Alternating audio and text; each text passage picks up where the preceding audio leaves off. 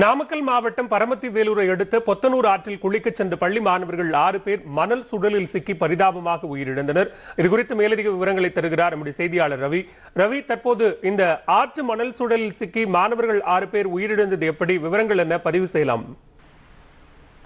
பாலா, அதாவது நாமக்கல் மாவட்டம் பரமத்தி வேலூரை சேர்ந்தவர் புகைப்பட கலைஞர் போட்டோகிராபர் ஆகிய சரவணன்.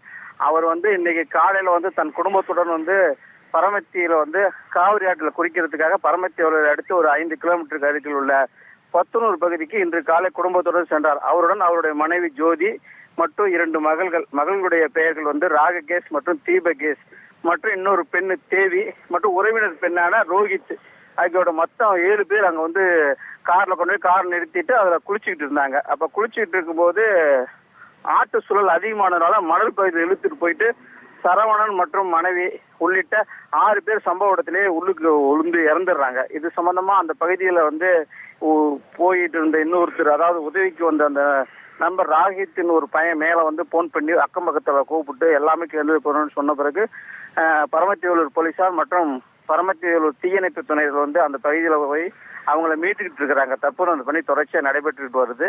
அதுல மொத்தமா இறந்தவரோட சரவணன் என்பவர் இறந்துட்டாரு. அவருடைய மனைவி ஜோதி மற்றும் ராகேஷ் மற்றும் தீபகேஷ் தேவி ஆகியோர் இறந்துடுறாங்க. மொத்தம் 6 பேர் சம்பவ இடத்திலே இறந்தோட்டி அவங்கள இப்ப உடல்களை மீட்கும் பணி நடந்து கொண்டிருக்கிறது.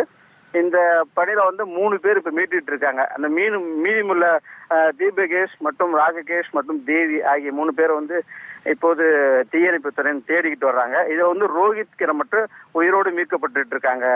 வேலுவேல் சார், நாமக்கல் பரமத்தி வேலூர் அருகே உள்ள பொத்தனூர் ஆற்றில் மணல் சுழலில் சிக்கி 6 பேர் தற்போது உயிரிழந்திருக்கிறார்கள். எஞ்சிய 3 உடல்களை தேடும் பணி தீவிரமாக நடைபெற்று வருகிறது. இது தொடர்பான விரிவான விவரங்களை நம்முடைய செய்தியாளர் ரவிக்குமார் தர கேட்டோம். நன்றி ரவி.